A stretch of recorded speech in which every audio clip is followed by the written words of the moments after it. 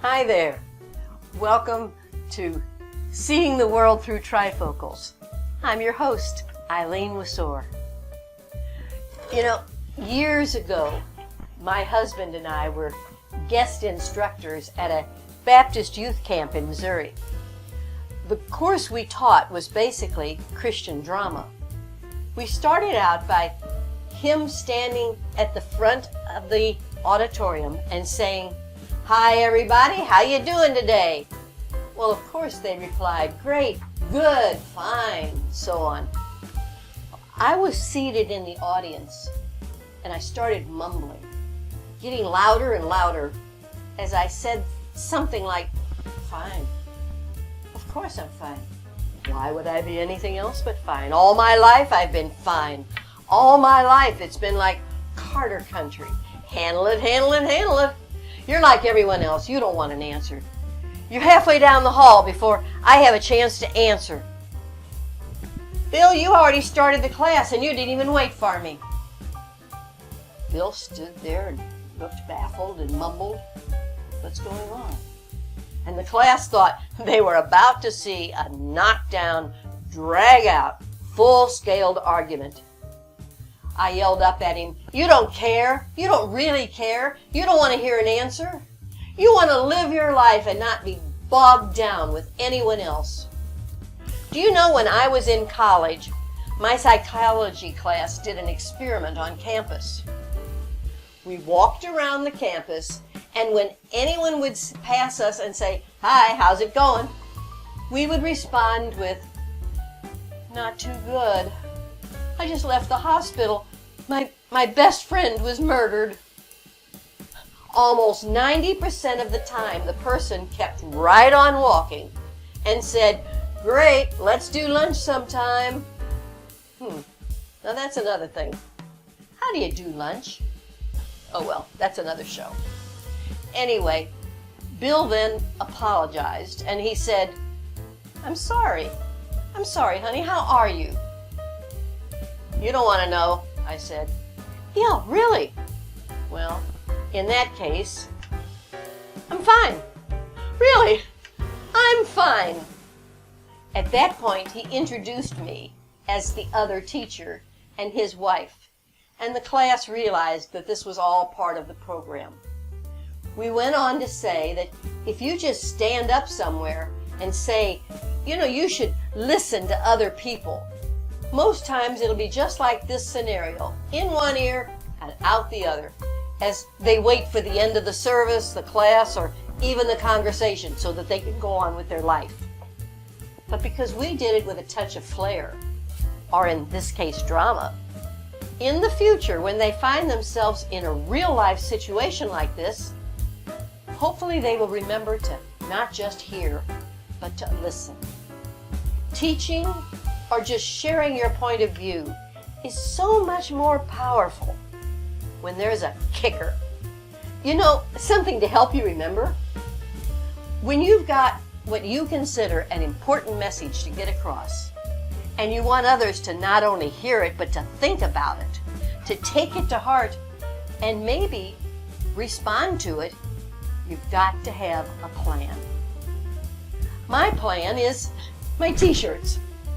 Every one of them says something I think is valuable. Maybe valuable in that it brings a smile. Maybe it brings a aha moment. Or maybe it just serves as a warning about how I feel today and how you might want to take a detour when you see me coming. I used to have red hair, and everyone said that it was God's way of giving people a warning as to how I was prone to act. Well, the red is turning to gray, so I had to come up with my own Eileen alert system. Every shirt has a purpose, kind of like my Precious Moments collection.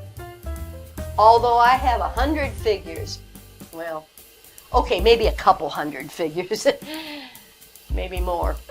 But I can still tell you the reason behind every one, and if it was a gift, who gave it to me and why. How did this crazy need to shout to a world that didn't listen start? Well, it's actually my husband's fault. Because you see, back in 2017, I was diagnosed with breast cancer. I didn't take it very well.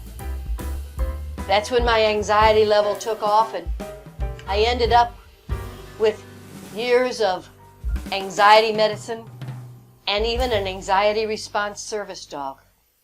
Now, yeah, I know, Christians aren't supposed to have anxiety. I was told that by many countless Christian friends. But guess what? We do. Jesus didn't say don't have anxiety. He said turn your anxieties over to Him. You have to have them before you can turn them over. Well, as I recovered, I grew tired of being the only one attending my pity parties. I've warned you in past shows that I do have a tendency to see things differently, and I'm not afraid to admit it. Now, I am not going to make light of breast cancer. I refuse to. Or any kind of cancer for that matter. Or even a disease, anxiety included. They're scary. But you can survive cancer and still have let it kill you. You can live the rest of your life wallowing in that particular time, or you can move forward and look at the whole picture.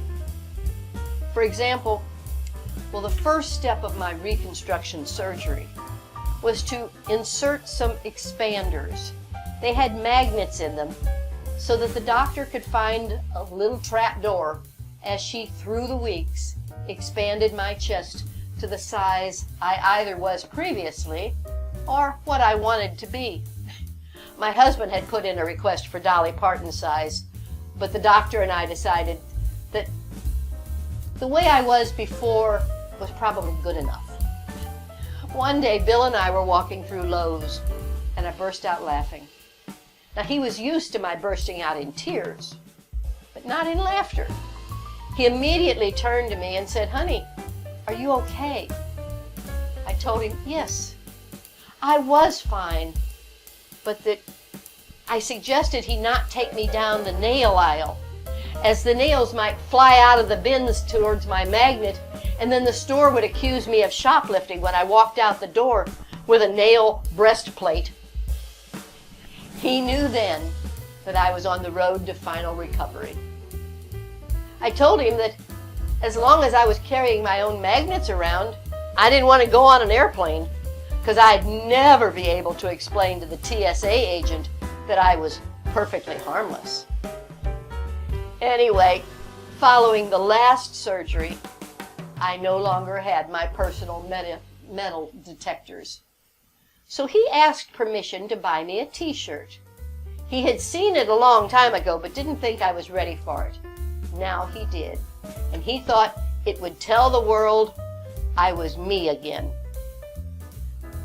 Or did he say warn the world that I was me again? Anyway, I agreed. And this is the shirt he bought me. It says, "Of course they're fake. My real ones tried to kill me." Cancer isn't funny, but it's overcomable, both physically and mentally. No matter what is facing you today, with God's help, you can win. God is in charge. And sometimes we need a silly t-shirt to remind us and to assure others. Have a great day. And until next time, this is Eileen and Seeing the World Through Trifocals.